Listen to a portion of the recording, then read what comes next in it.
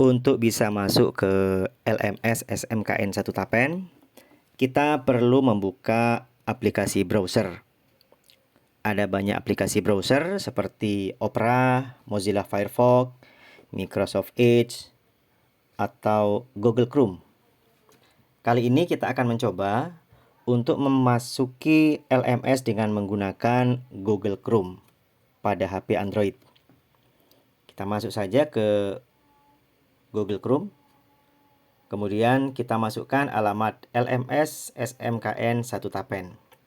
Di LMS SMKN 1 Tapen .sch.id. Ini adalah tampilan awalnya, dan selanjutnya kita bisa masuk dengan menggunakan username dan password yang sudah diberikan. Saya akan masuk sebagai contoh dengan menggunakan akun dummy 4.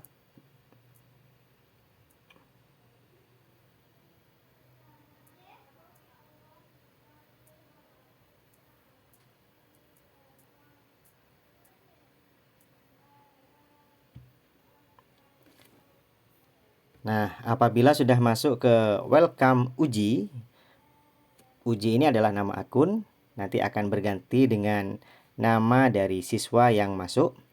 Selanjutnya kita bisa melaksanakan proses berikutnya.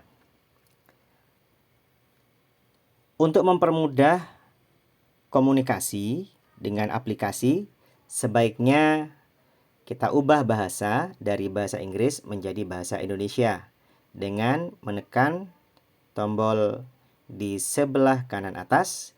Kita ubah language menjadi bahasa Indonesia. Maka di sini informasi akan disampaikan dalam bahasa Indonesia.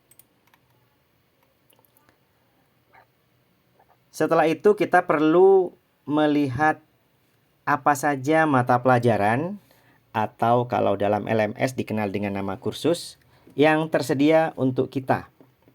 Kita cek pada menu di bagian kiri atas. Ada gambar garis 3 di sini, kita pencet.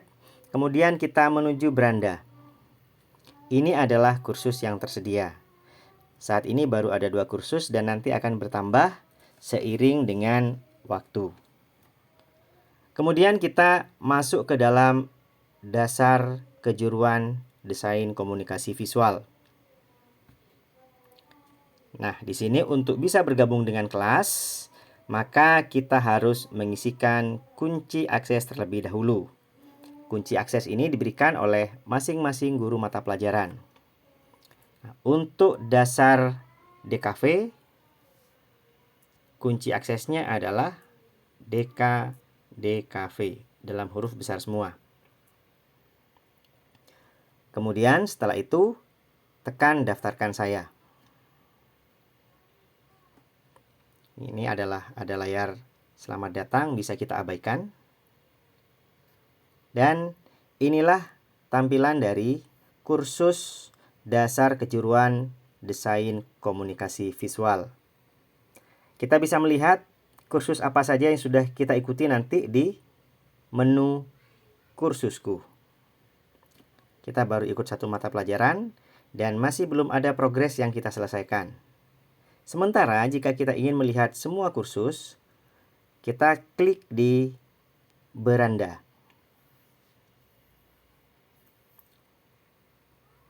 Baik, sekarang kita kembali ke kursusku.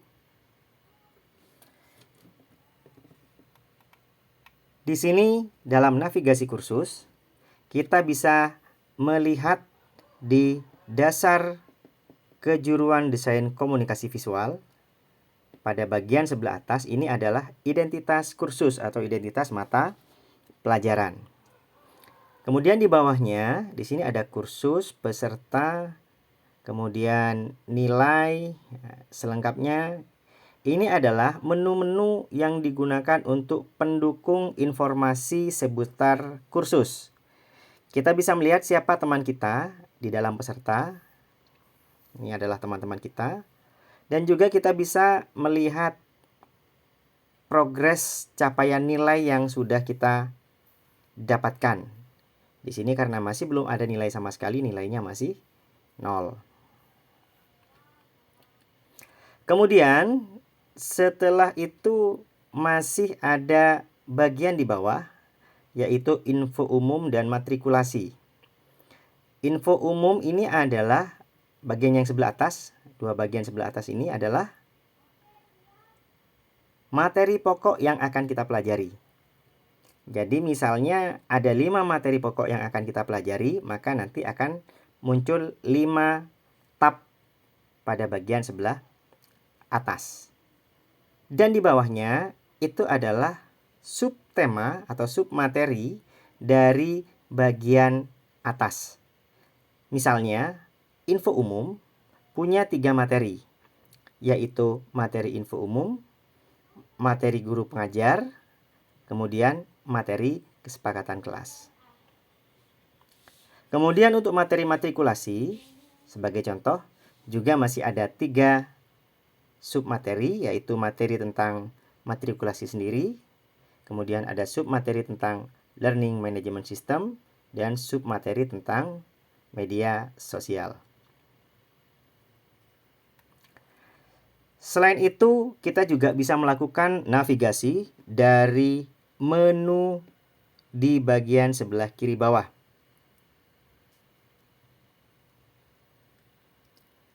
Ini adalah menu di sebelah kiri bagian bawah. Ini ada serangkaian materi dan submateri yang akan kita pelajari dalam mata pelajaran ini. Kemudian di sini ada beberapa bagian yang disimbolkan awalnya dengan tanda lingkaran. Nah, lingkaran ini apabila masih berwarna putih, berarti masih belum pernah kita kerjakan sama sekali. Nah, sekarang kita akan coba, ayo kenalkan dirimu di sini. Nah, apabila sudah pernah kita kerjakan, contohnya saya akan mengisi chatting. Nah, dan kita lihat menu, maka ada perubahan. Perubahannya adalah lingkarannya sekarang akan menjadi warna hijau. Nah, seperti ini. Nah, ini berarti dia sudah dikerjakan. Sementara yang putih-putih belum dikerjakan. Jadi pastikan anak-anak semuanya memperhatikan kondisi tugas apakah sudah dikerjakan atau belum. Kalau sudah akan muncul tanda hijau, dan jika belum masih akan muncul bulat putih.